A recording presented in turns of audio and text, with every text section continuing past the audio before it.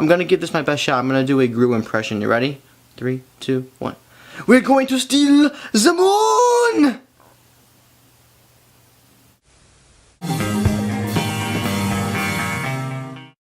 You're gonna have to come with me. Oh, sorry, You know, you really should announce your weapons after you fire them. For example...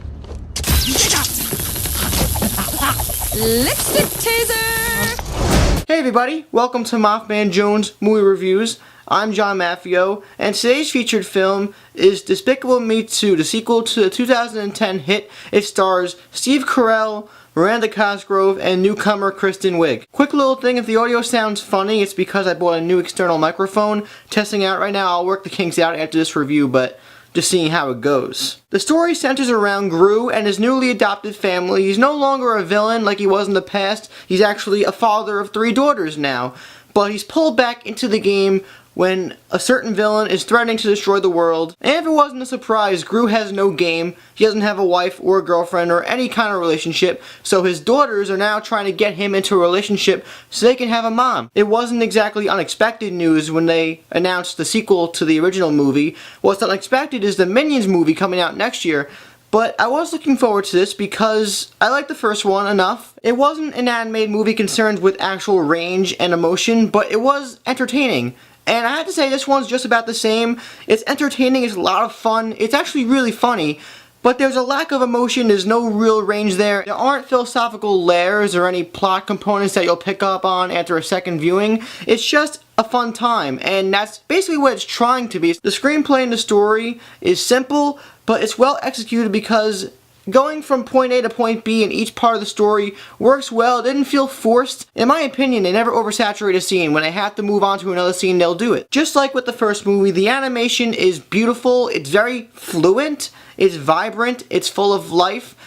It's actually really unique, and it's also really bubbly. You have this feeling of sensation and positivity when you watch this type of movie. It's not brooding and dark. It always has eccentric colors, and it's very bright, meaning all the little kids out there will definitely be glued to the screen. All the original characters retain their personalities very well. The voice acting is top notch. All the new characters, while they're underwhelming, they complement the story well enough for what they have to do. Kristen Wiig as the new love interest named Lucy, which I picked up an I Love Lucy reference for Gru, is good enough. She does that little wacky thing she does in all her Saturday Night Live skits in their movies, but it works well for the movie. And it feels like at this point Steve Carell has become fully engulfed in the Gru character because you really see the eccentric qualities in his voice. I can see him recording his dialogue in a booth just going crazy like blah, blah, blah, blah, blah. But the best quality of this movie and the main component to the comedy of Despicable Me 2 are the Minions.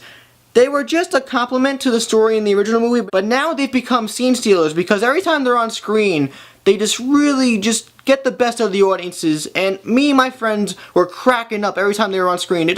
They are some of the funniest cartoon characters to come out in recent time. The Minions obviously have their own language, they've established that, but you could comprehend what they're trying to do, and some of the acts they commit, some of them catch you off guard. Sometimes a Minion will be doing something in the far left corner of the screen, and when you notice it, it just makes you crack up because it's something out of control and crazy. Thankfully, they weren't overused and they were utilized to the best of their abilities. There's a lack of emotion in the plot, but I think that was meant to be because this is just trying to be an entertaining and fun movie. It's not trying to be anything like Shrek 2 or Toy Story 3. It's just trying to be a funny movie. The real flaw, though, is that once they introduce the Minions again, and you're fully engulfed in these Minion characters, once they're away from the screen, I know I was, but audiences may end up missing the Minions when they're not on screen, and now take away from the emotion and the genuine qualities of Gru and all the other characters going on. It's something to the degree of the Joker effect from The Dark Knight, where you end up looking forward more to the scenes from a certain character more than the actual movie itself. Despicable Me 2 strikes gold with the comedy. It's very entertaining, it's a fun movie, it's just not emotionally resonating,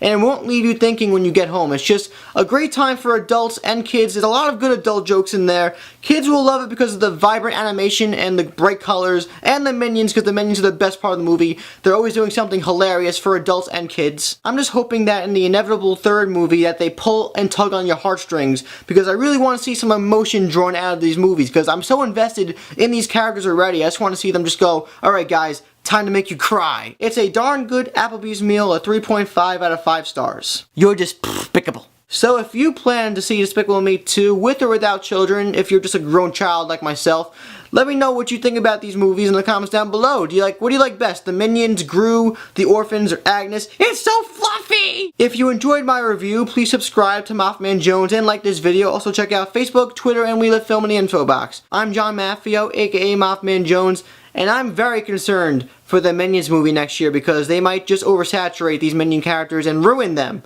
Hopefully not though. Fingers crossed. See you next time. I am the league's director, Silas Ramsbottom. Bottom. Hilarious. Guess who's back?